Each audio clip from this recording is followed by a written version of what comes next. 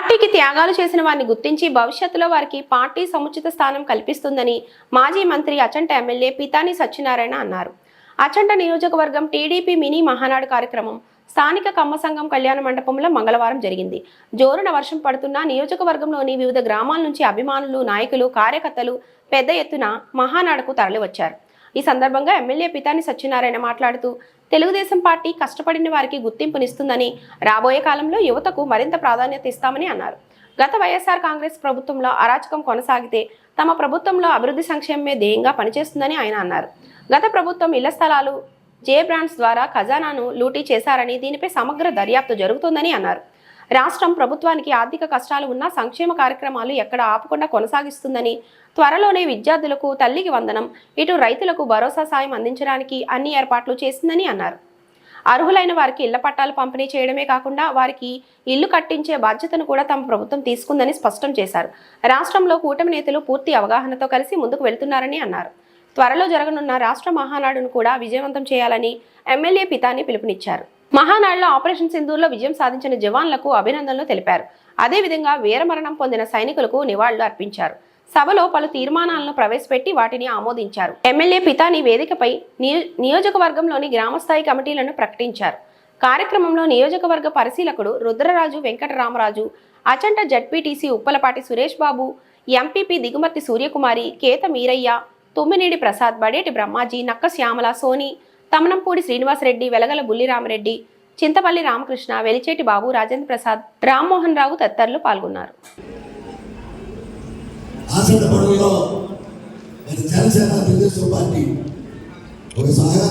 ప్రసాద్ గారు దాన్ని అందిపుచ్చుకొని రాష్ట్రంలోనే మొట్టమొదటిగా కూటమి అధికారం వచ్చింది. ఆచరణ నియోజకవర్గంలో, ఆచరణ మండలంలో దానికి స్ఫూర్తి ప్రసాద్ గారిని అభినందిస్తున్నాం. మన శత్రువుకి అందరూ కూడా మిత్రత్వం తీసుకున్న రాజకీయ ఎత్తుగడ చేయాలని ఆలోచన చేసి చేసిన ప్రక్రియలో ప్రజలందరూ కూడా అండగా ఉన్నారు. దాంట్లో ఎంపీపీగా సూర్యకుమారి, జడ్పీటీ సభ్యులుగా సురేష్ బాబు గారు కూడా ఉదయపరంగా అభినందనగా మనందరూ జరపడాలని మాట చెప్తా ఉన్నా.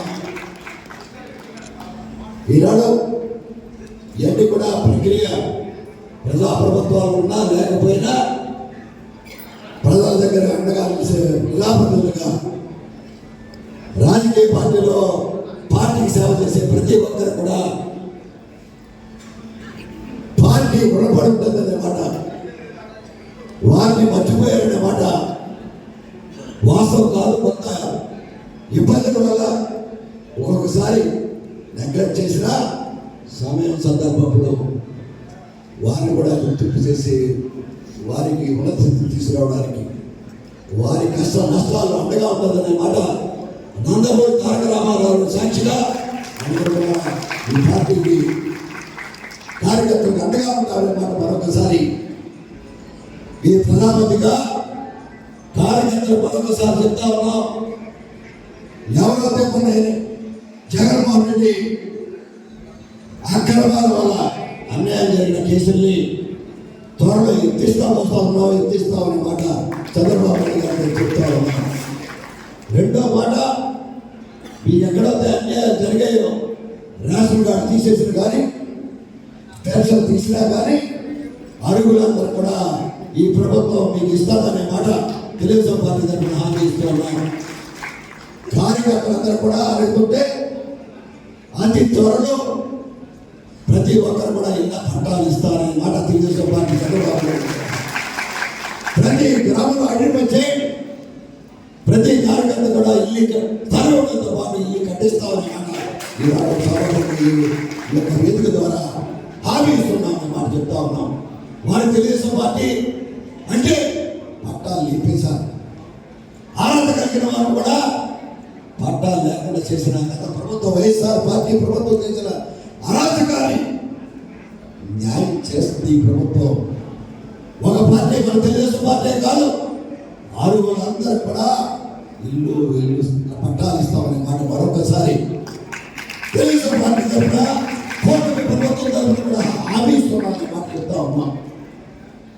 ఈనాడు ఈ రాష్ట్ర పట్టణ ప్రభుత్వం చంద్రబాబు నాయుడు గారి నాయకత్వంలో ముఖ్యమంత్రిగా ఉప ముఖ్యమంత్రిగా పవన్ కళ్యాణ్ గారు భారతీయ జనతా పార్టీగా కలిసి